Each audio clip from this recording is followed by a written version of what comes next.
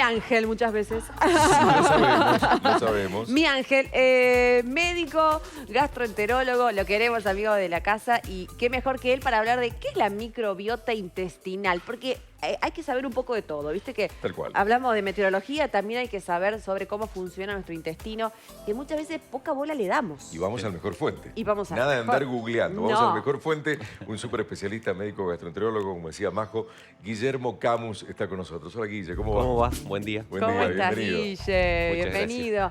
Porque le damos poca importancia al intestino hasta que empieza a dar señales, que está Sí. presente, ¿no? Sí, y esto de la microbiota surge porque la verdad que uno se mete en la red que se meta, es un bombardeo impresionante de microbiota, flora, Eso. bacterias, cándida, una ¿Querés que serie- empecemos a definir, o sea, en palabras fáciles Sí. para que entendamos todos? Yo de grande empecé a escuchar esto de la microbiota. Y ahora siento que no sé si se habla mucho de más eso. o qué. No sé Sí. si a raíz de productos que también se venden, También. que dicen esto te ayuda en la microbiota, no sé. La microbiota es el conjunto de microorganismos Ajá. o microbios que tenemos normalmente en el cuerpo, en todos lados, en la boca, en la piel, pero sobre todo la microbiota está en el intestino. Y se dice microorganismos o microbios porque no son solo bacterias, porque enseguida si hablamos un poquito de lo que viene de la mano de esto, que es el famoso sobrecrecimiento bacteriano o SIBO, que también está en las redes, Sí. se habla de bacterias, pero en el intestino tenemos hongos, tenemos parásitos, bacterias, virus, lo que predominan son las bacterias.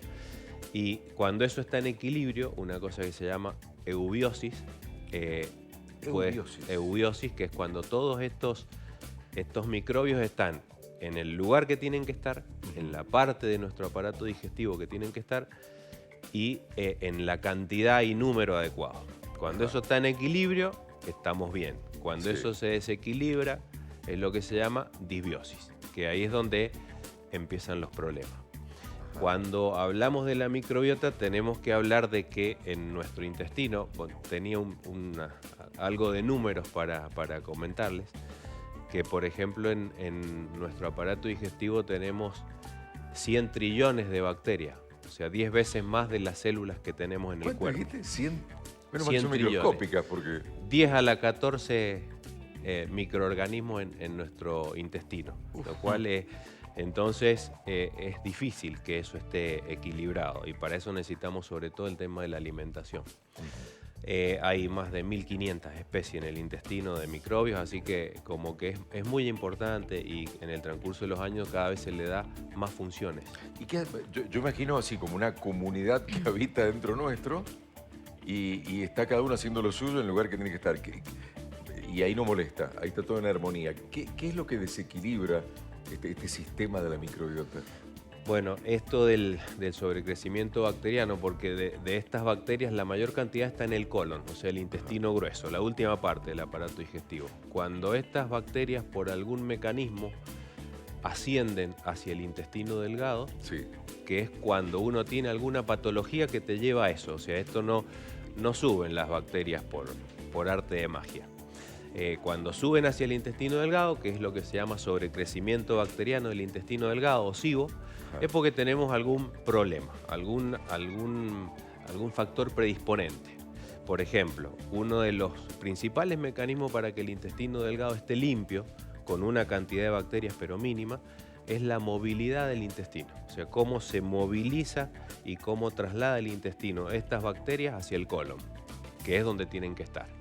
Entonces, cualquier patología que nos altere la movilidad, diabetes, hipotiroidismo, alguna cirugía que me altere la anatomía, cuando los pacientes están tomando inmunosupresores por alguna enfermedad, corticoide y demás, Sí. eso puede hacer que las bacterias vayan hacia este lugar. Ahí se produce el SIBO, que es este sobrecrecimiento de bacterias ahí que produce una serie de síntomas y de ahí viene todo el tema de todas las pociones mágicas que uno escucha por todos lados que se usan.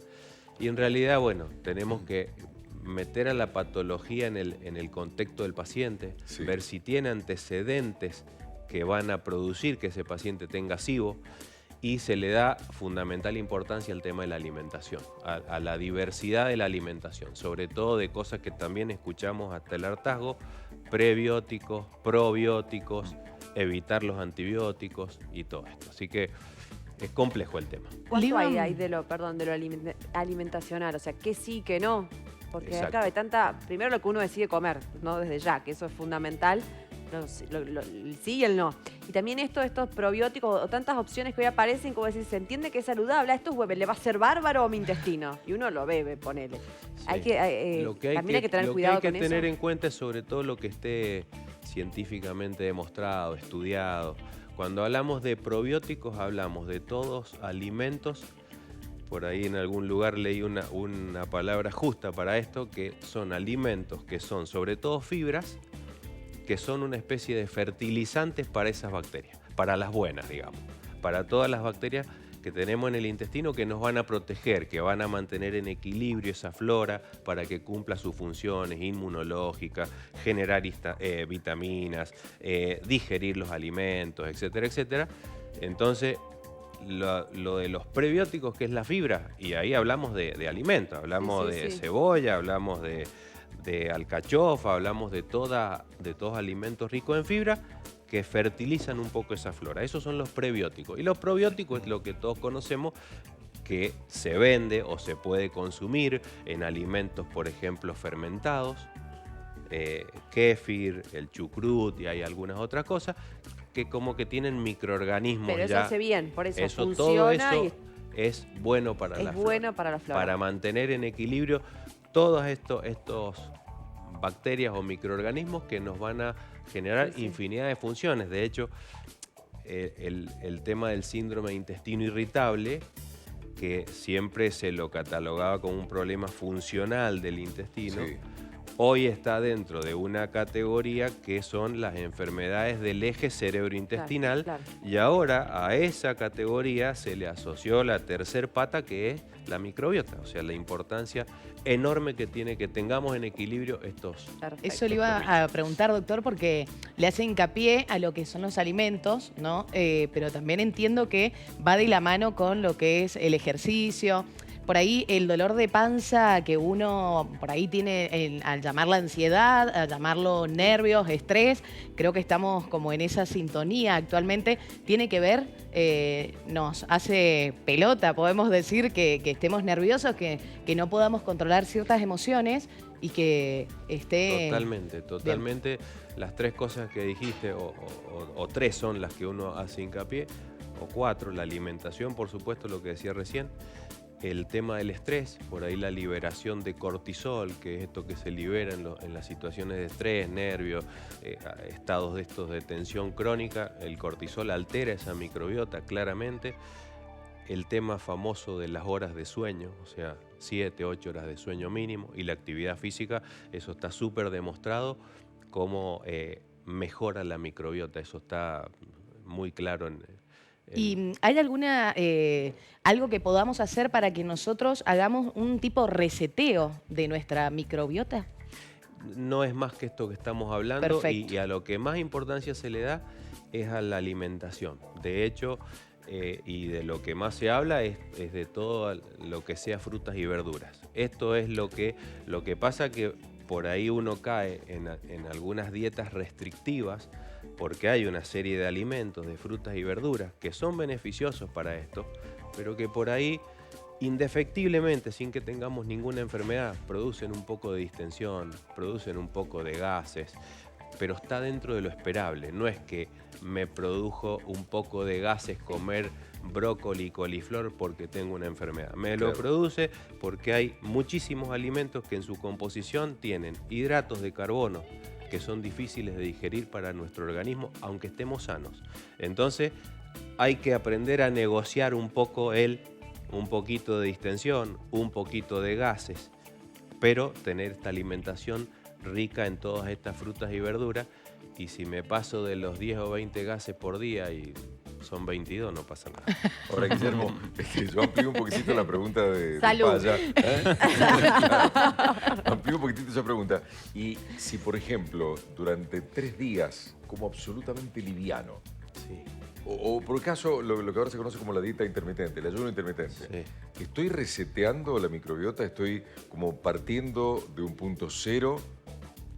Te ¿O diría no? que con tema de ayuno no. No, porque justamente incluso la bibliografía habla de cantidad de entre verduras y frutas que uno debería comer por semana, Ajá. porque esa riqueza de la diversidad en la alimentación, sobre todo en estos alimentos, Sí. es lo que alimenta estas bacterias, esta microbiota, no solo bacterias, y hace que mientras más diversa sea, más saludable es. Y entonces se habla de el consumo de 20, 30 frutas o verduras semanales distintas.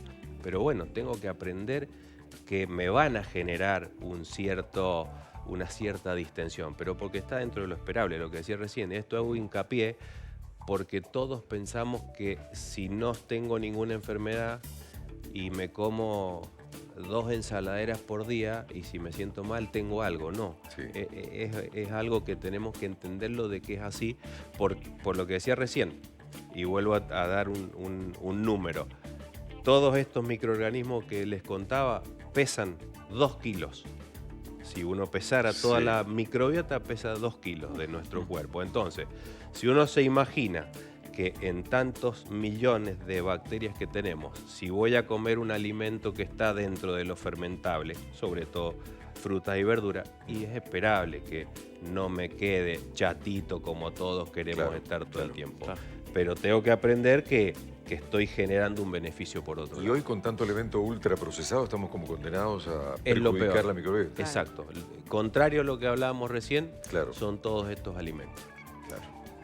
Y hay que tener cuidado, digo, por hoy me parece que hablamos mucho de esto, volviendo al inicio de la charla, de que estamos tan alterados, angustiados, corriendo, que todo lo que pasa por acá muchas veces se canaliza, ¿no?, en el intestino. Directamente. sí. Directamente. El famoso estrés, sí. Claro, el famoso estrés diario y cotidiano de lo que pasa por nuestra cabeza se traslada en la gran mayoría de las personas al intestino. Está 100% demostrado, eso hace mucho y es clarísimo. Y un poco surge lo de esto porque realmente yo veo y me quedo helado de las cosas que uno ve en las redes. Dietas mágicas, consejos sin un fundamento científico, y sé que mucha gente por ahí va por esos caminos y por ahí lo aconsejable es, bueno, hago la consulta, que me estudien para esto que les decía del sobrecrecimiento bacteriano. Conclusión. No es un estudio ideal, pero existen estudios que se llaman test de aire expirado, o sea, no son estudios invasivos. No es perfecto el estudio, tiene sus cosas, pero es lo que tenemos más cerca como para decir, bueno, quiero ver cómo está esa microbiota o si el paciente tiene sobrecrecimiento bacteriano, se hace este test de aire expirado, es soplando un aparatito, si sale positivo tiene su tratamiento, se acompaña con una dieta. Y la conclusión de siempre para cerrar es vida sana, ¿no? Ejercicio, bajar un cambio, tratar de dormir, ¿no? Y no acostarse tarde. No sé por qué lo dice. Ay, no tengo ni idea por qué lo está diciendo. No tengo ni idea. Bueno, Parece que gracias. estoy escuchando el comienzo del programa. Muchas Guillermo. gracias. Un beso, Gracias, como Guille. siempre. Gracias a usted.